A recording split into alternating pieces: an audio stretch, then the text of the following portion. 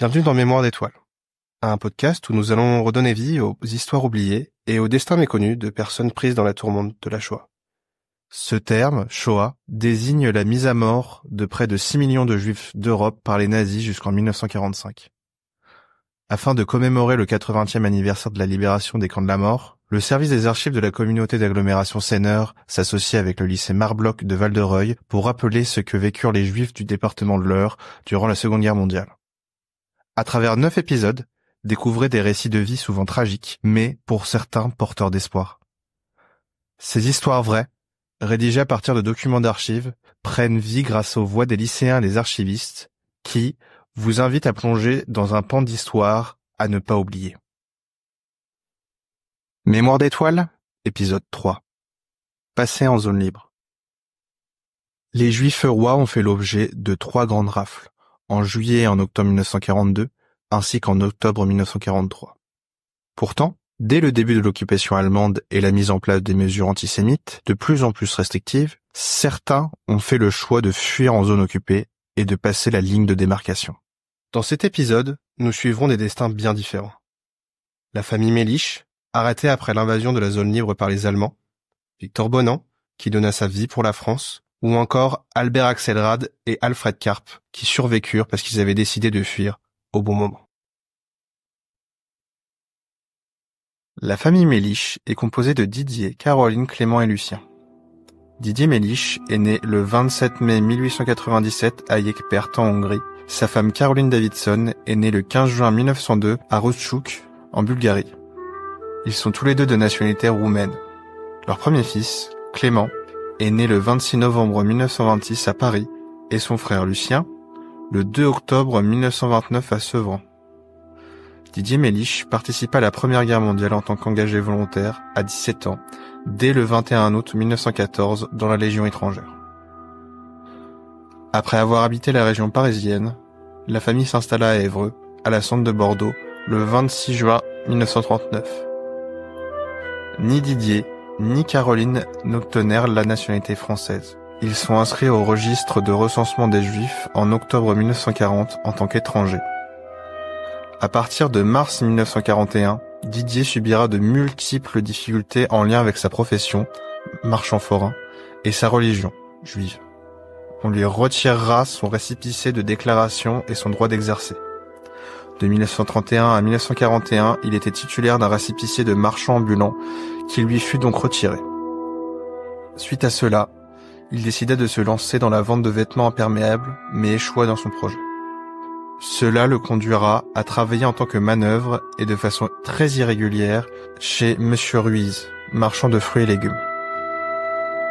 Le 10 octobre 1942, les forces de l'ordre remarquèrent que les membres de la famille Melich étaient partis d'Évreux sans laisser d'adresse. 2 ans plus tard, le 2 mars 1944, Didier Melich se fait arrêter à Guéret, dans la Creuse, puis déporté dans le convoi numéro 73, le 15 mai 1944 vers le camp de Kovnos, en Lituanie. Auparavant, Caroline et ses 2 enfants s'étaient fait arrêter à Aubusson, le 4 novembre 1943, et déportés pour Auschwitz dans le convoi numéro 64, le 7 décembre 1943 au départ de Drancy. La famille Melich ne connaîtra qu'un seul survivant, Clément, qui réussit à fuir lors de l'arrestation de son père. Serge et Angélique Lemeunier le recueillirent et lui trouvèrent un emploi de bûcheron jusqu'à la libération. Leur action leur valut d'être reconnus juste parmi les nations en 1997. Clément mourut le 28 mai 2009. Originaire de Tunis, la famille Bonan s'installe dans le sud du département de l'Eure, à Tillières-sur-Avre, en 1933. Elle est constituée de Salomon, plus connu sous le nom de Victor Bonan, et d'Armande Bessis, ainsi que leur fille Francine, née en 1931. Voici leur histoire. Salomon est né le 20 avril 1905, d'après un témoin qu'il a bien connu. Après son baccalauréat obtenu en 1923, il devient médecin car il déteste voir les gens souffrir. Quelque temps après la naissance de sa fille, il s'installe avec sa famille le 13 février 1933 à Tillières-sur-Avre, où il ouvre son cabinet. Tout droit sont naturalisés français. Dès la déclaration de guerre, Victor s'engage. Bien que nommé médecin lieutenant de réserve, il demande très vite à partir au combat comme soldat. Blessé en juin 1940, il est cité à l'ordre de brigade le 28 août 1940. Après la défaite, il reste chez lui. mais se trouve en butte aux persécutions antisémites. En octobre 1940, lors de la promulgation du statut des Juifs par le gouvernement de Vichy, Victor Bonan et sa femme se déclarent comme tels à la préfecture de l'Eure. Puis en septembre 1941, attestant qu'ils étaient les seuls Juifs de leur commune. En décembre 1942, le maire de Chilière ne signale plus que la présence d'Armand Bonan.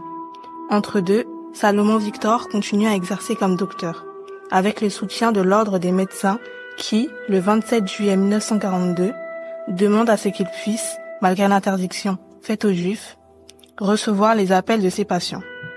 Le 11 septembre 1942, Victor écrit une longue lettre au préfet de l'Eure, détaillant ses états de service et produisant des témoignages élogieux. Il n'obtiendra jamais de réponse.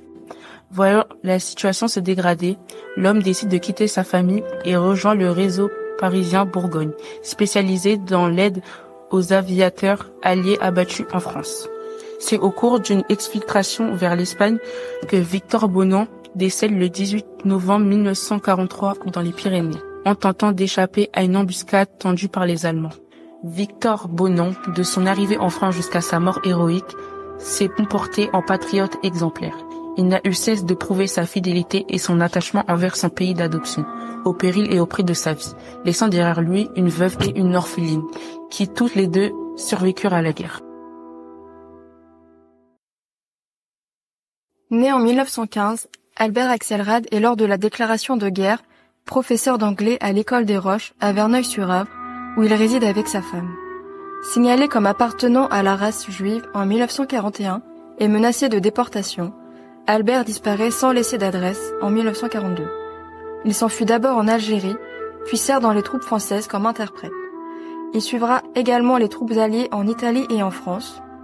Après-guerre, il reprend son métier de professeur, mais cette fois-ci à l'université, et finira sa carrière comme doyen de la faculté de lettres de Rouen. Albert Axelrad est décédé en 1969. Alfred Karp est né le 22 juin 1907 à Tchernaossy, en Roumanie.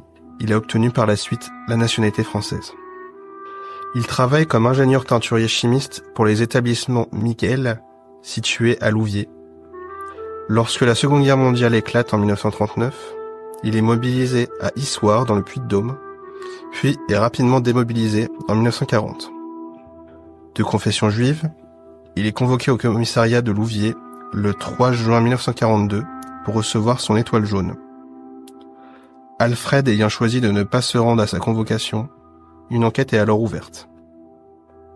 Elle démontre qu'Alfred a fait ses bagages et a quitté son domicile dès le 30 mai après avoir été licencié par son employeur.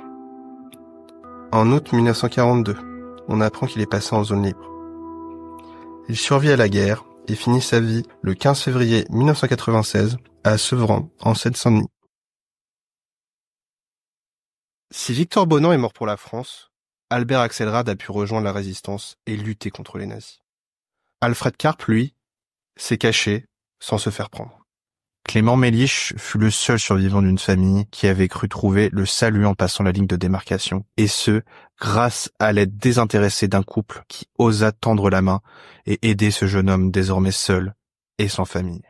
Clément Mélich n'est pas le seul enfant à s'être retrouvé pris dans la tourmente de la guerre. C'est le sujet que nous aborderons dans le prochain épisode de notre podcast Mémoire d'Histoire, intitulé « Des enfants au cœur de l'enfer ».